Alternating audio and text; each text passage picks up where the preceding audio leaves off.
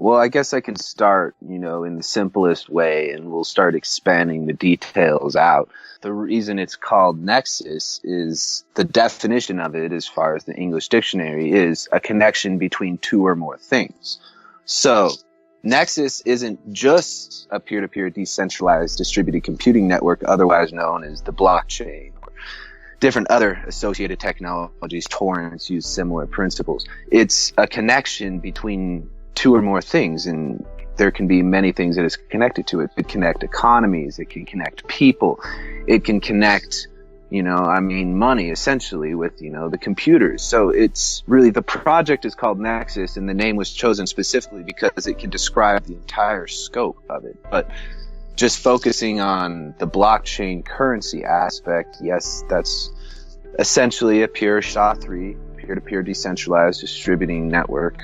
And I think right now it stands at 15 different, features to advance the protocol in, connection with Bitcoin, mainly to help the Bitcoin community by providing new technology and proving them on a separate blockchain to have some more track record of, hey, this has been working and has been secure for X period of time. You might be interested in utilizing some of this technology. And also it's to provide us, I guess you could say, the overall goal is independence, a peaceful way to change things instead of having to fight the system and fight the laws in order to change things. We can simply boycott it. But the problem is we cannot boycott a system if we have nowhere to go. So we're all kind of stuck doing what we do in the system as we know it without any other options. So that's one of the key components of Nexus, is to provide options for any people that may choose a different way. Figured out I could put a couple steel plates together, modulate the gap, or set a gap, and create orthohydrogen, which I found as a fuel enhancement to normal automobiles. That's really how Nexus started. Yeah, just developing, then I got into electrical engineering and started developing frequency generator circuits and resonance circuits and figuring out how to resonate this water molecule and tap into energy that we may not be aware of just yet. Like where a few hundred years ago, they weren't aware that you could do internal combustion. They weren't aware of the chemical energy that could be released from molecules, just like with the nuclear energy that you can release by actually destroying matter. So that's where it really started. Like, to be completely honest, the blockchain kind of came years later, through my work, in software engineering and architecture. And then I got, into cryptocurrencies in 2013. And I just was like, oh, this is the new way. I just felt it, and we all have felt that. This is the new way to do it. We can actually do this. And so that kind of brought a whole other dimension to it to kind of tie all of this together.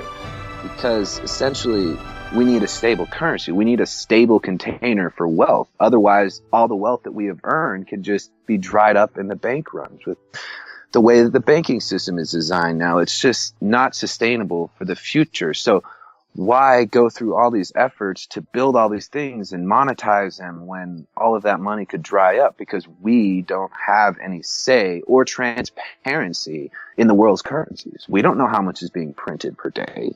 We don't know how much is coming out into circulation. We don't know even how much the wealth is distributed. We don't have those ideas. We can't see that as people. And so we really have very, very little say in the monetary system, when the monetary system is really what governs all of our lives. It's like a pivotal piece of everybody's life. Today, I got to wake up. I got to go to a job I hate. I got to work to feed my children, to live paycheck to paycheck. Why? I don't know. I just have these pieces of paper that say this note is legal tender for all debts, public and private. But I don't know what that means. So I'm just going to ignore it. And I'm going to keep doing what everybody else is doing, saving up for retirement, paying my taxes. And, people can lose their whole lives just in that simple pursuit of survival. When honestly, the way I see it, the earth provides what we need for life. We can plant a seed and grow food. We can sustain ourselves. The water naturally filters through aquifers underground to give us underwater rivers that we can tap into and get our own water supply. And we're just forced into these sectations and this has kind of created, in my opinion, an indentured slavery for people. People are stuck trying to constantly pay off this debt. And that all really roots down to the monetary system. So, you know, one can advance all this technology, but if we can't take this technology and put it in the people's hands, there's no point in even doing it. Like what Tesla was trying to do, you know? He made amazing advances in technology, but we use very, very few of his innovations. And some of his innovations would have freed people from some of these things, not just the monetary system, but from the need of constant power bills, for the need, you know, of communication channels and radio frequencies that are, you know, our tissue absorbs, unfortunately. It's radiation, you know, so it's a combination of implementation and stability to ensure that all of this work can go to the people that need it, you know, to kind of rebalance things as far as I see it. And one of the core things is a new currency, which, like I said, you know, to get back to my initial point with, you know, getting into cryptocurrencies, I just started building mining pools and protocols, and I got really, really into it. And then I started building Nexus. It actually started as what was termed CoinShield, which we were trying to stop all the scams in the industry, because I watched it when there was just Namecoin, Litecoin, Feathercoin, a few others. And then it goes to like 10, 20, 30, 40, 50 coin launches a day, getting screwed over. You know, we got to do something about this. And so that really started with the building of Nexus. And it wasn't even all called Nexus until more recently, until that kind of became the wrapper, that name of this whole set of projects, which are going to pretty much take me my entire life. You know, I mean, I have a 50-year plan, not a 5-year.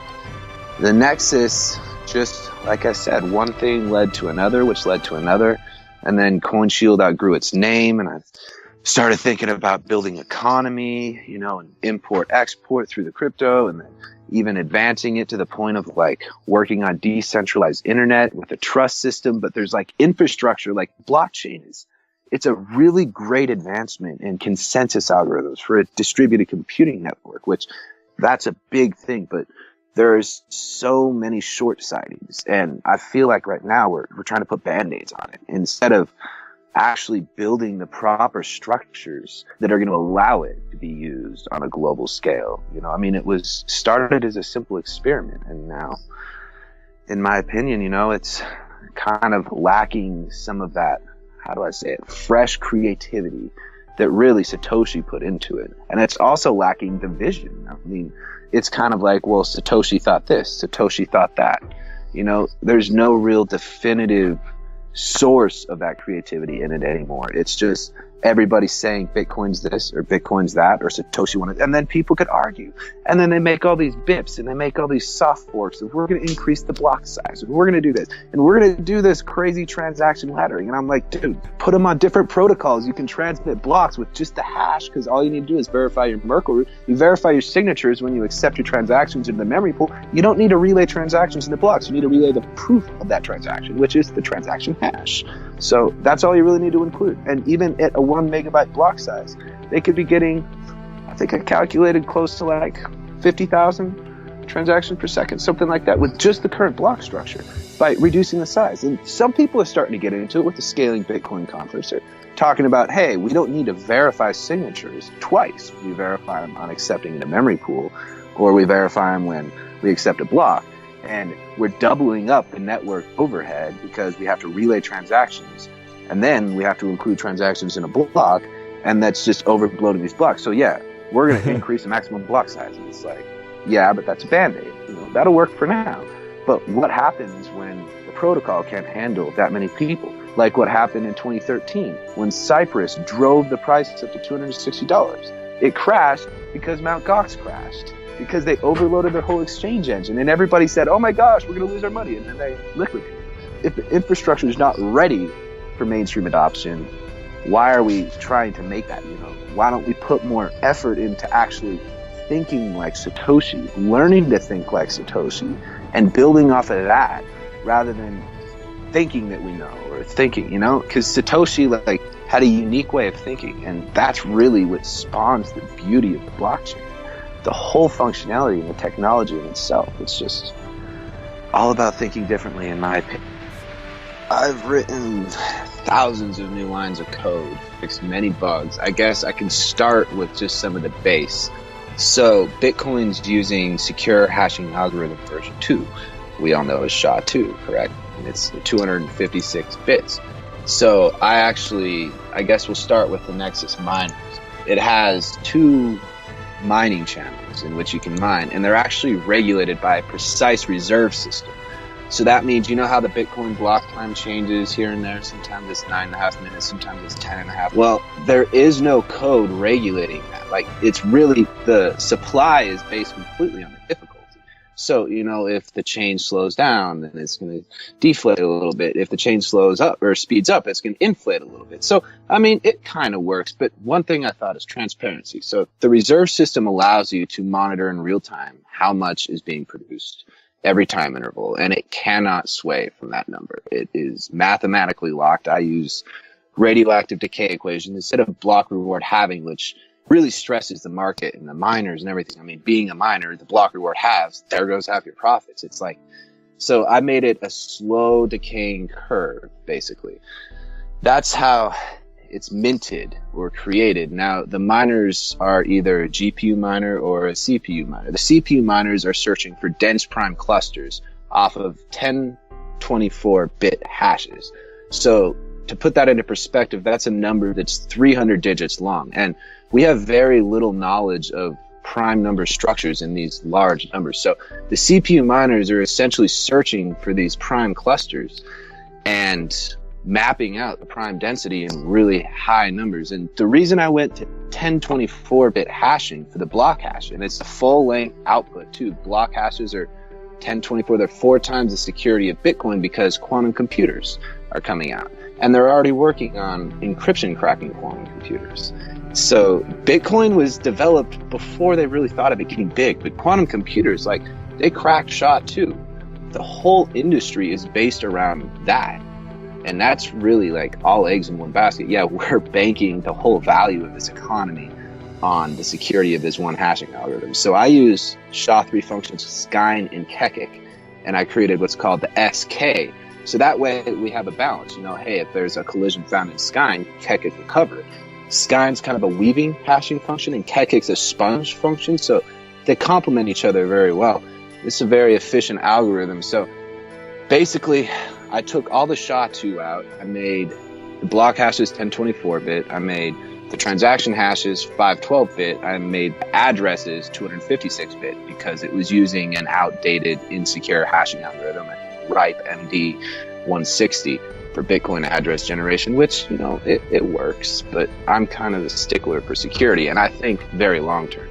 Our basic private keys go from Bitcoins are 256 bits based off of a Kolbitz curve, which is a little faster in signature verification, but there have been some signature leakages in that specific curve. So I use an R curve, which is a random curve, 571 bit. So that gives the highest quantum security to date as far as your private keys and the hashing and the whole security model.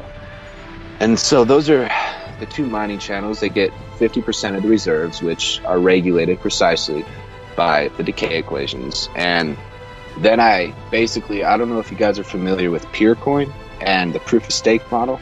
That was something Sonny King created. It brings your ability to process transactions, secure the network by not allowing a 51% attacker to just have mining power. That's also what these 2 mining channels do. Like, in order to take over Nexus just with the mining channels, you'd have to have 51% of the CPU channel and 51% of the GPU channel, which is going to put a lot higher cost in your hardware. It's not just one channel. So, I mean, let's say there's a CPU pool that has 50% of the mining power. They won't be able to attack the network because the GPU channel will balance that. And then the third balance is the proof of stake channel, which Sonny King's code was terrible. I got to say that from going into it, it just was a mess. So I rebuilt the whole staking system, but the biggest value to create from staking is actually interest. You know, you can hold coins and it gives people incentive. You can get a slight inflation, slight interest for just holding your coins. And that also allows blocks to be processed. So it speeds up the transaction processing time and the ability for the network to process them faster. instead of relying on just one mining channel, which can be 51% attacked, something like that. And then that spawned actually what I call trust keys. So when you start staking, I guess you could say, is what it's kind of termed as, you have to get what's called a Genesis transaction, which is your very first transaction, your very first stake block on the network. And that establishes your trust. Now, the longer you continually contribute to producing blocks for the network and processing transactions, your trust goes up, which means that you can have a higher likelihood of getting a trust block, and your interest rate slowly increases on an LN curve. It's a logarithmic mathematical curve. I chose that to kind of give a higher increase at first, and it kind of tapers off towards the end. So the trust network creates a backbone, which Bitcoin's kind of working on the relay network and things. This allows us to have a decentralized trust system, but the cost of trust is not in how much money you have or anything. It's in time, because some of the most trusted people may not have money, but everybody has time, and the more money you have, the more your time is worth. So it basically reduces an attacker's desire to attack the trust network, which each trust node then can start voting on parts of the chain and start voting in consensus algorithms. And the whole thing grows from that to where lighter clients, like cell phone clients, should never have to synchronize with the blockchain. So they can contact trust nodes and verify that all the trust nodes agree on certain transactions that they may have or participated in, or certain blocks. So the trust network can form the core of the network with dedicated servers running these dedicated nodes, building their trust up, which basically awards people for being dedicated to the network instead of, just hopping on and off. One thing, Bitcoin checkpoints are hard coded in the source, which means I have to keep adding a new checkpoint every update. Nexus, they're all decentralized, which means nodes vote on the next checkpoint, and it's actually based on a time span. So basically, it can be given across the network without really much need to communicate with each other, so that the chain can be secured. So there can't be 51% attacks past certain checkpoints, which are agreed upon every hour. So the chain every hour is secured more and more and more. Now, the difficulty retargeting algorithm goes usually every time there's a new block. It uses some complex mathematics, but creates a very stable difficulty algorithm that allows the network difficulty to rise and fall with the changes in hashing power. The protocol, I actually developed what's called the lower level protocol, which in a nutshell is a template protocol. So it allows anybody to code any protocol without having to rebuild a server. So it's basically a template server that you can put your own messaging system into it. And it handles 10,000 connections, no problem. I've seen it go up to 50,000 requests per second. It's stable code.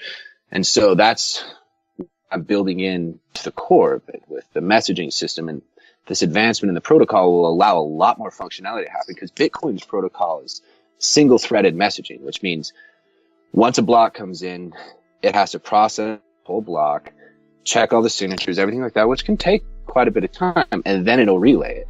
And it has to do that in a queue, one after one, after one, after one, which gets really slow, which is why the Bitcoin block propagation is so slow, which causes miners to release empty blocks with no transactions, which causes the network to slow down, which, there's so many different problems with Bitcoin, because the protocol itself on the network level has not been rebuilt since Satoshi. I mean, I'm pretty adept at network programming, and his network code is not the greatest. It works, but everybody's just kind of taking it as like, this is it, it's perfect, and they're overthinking it. But it's like, no, Satoshi never finished Bitcoin.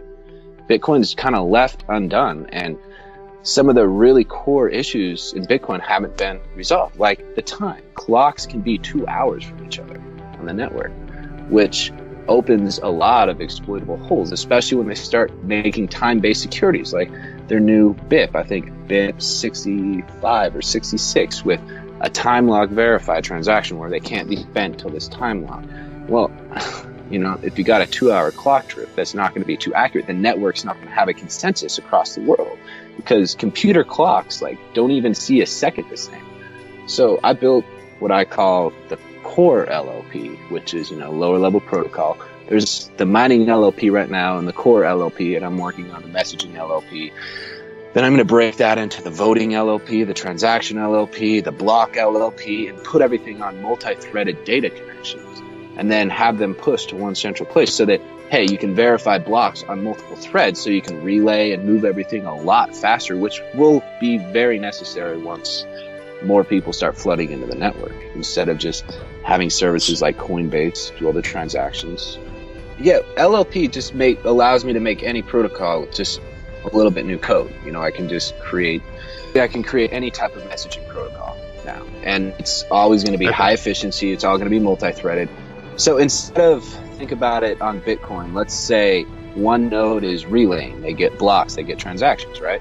Well, every time they get a transaction, it's going to be in line with every other message that's been received, and it processes those messages one at a time, at a time, at a time. So you get these dust spam transactions. It loads up its ability to process a block that may have come in 5 seconds ago, but it doesn't get processed till later, which that adds up node to node to node to node till it takes 10, 15, 20 seconds for a block to propagate, which, as the network has grown like Bitcoin has, it creates a really, huge profit loss for people if their block gets orphaned.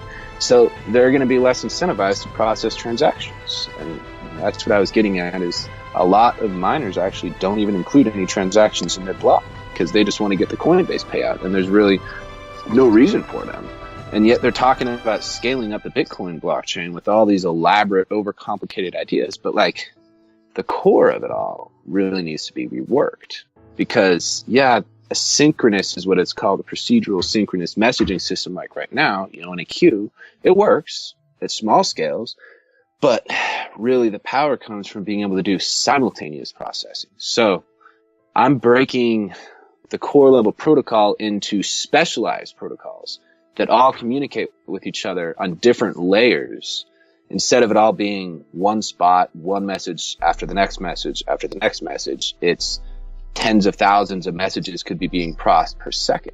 So that basically speeds up the ability for blocks to propagate through the network.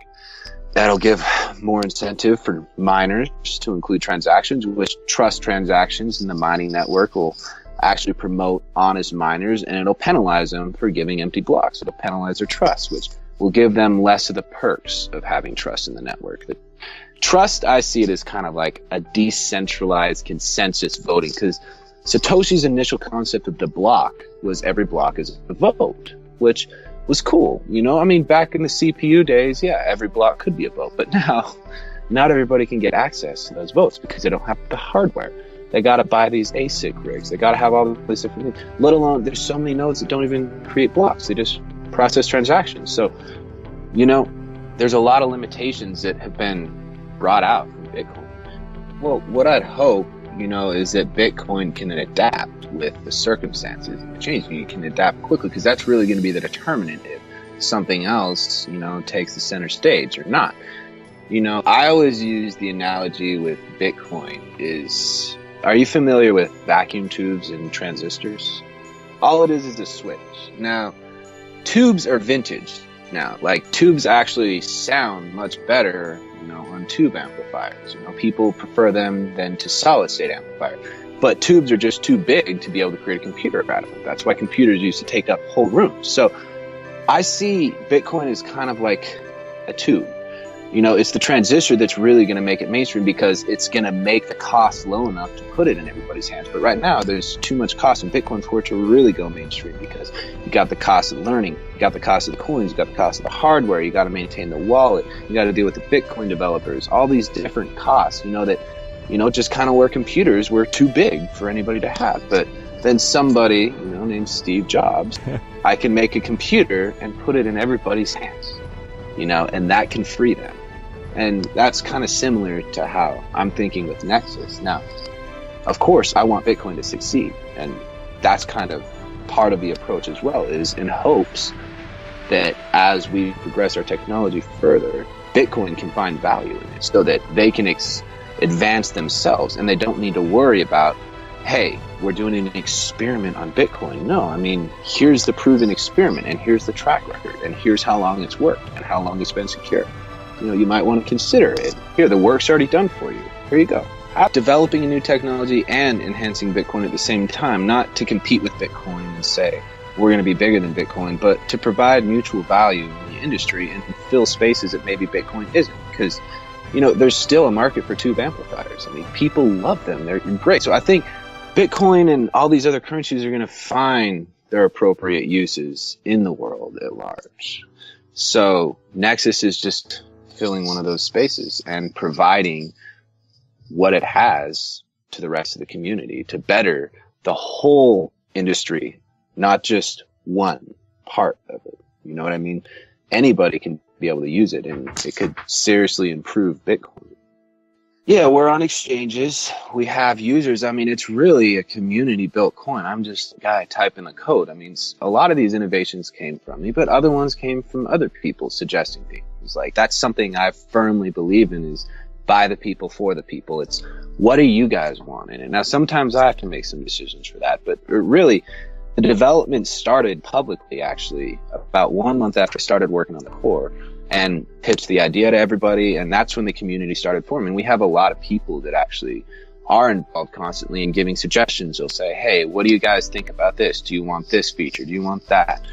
Blah, blah, blah, all the different things. So, I mean, I guess you could say the community is the core. Like, how I started off, Nexus is a connection between two or more things.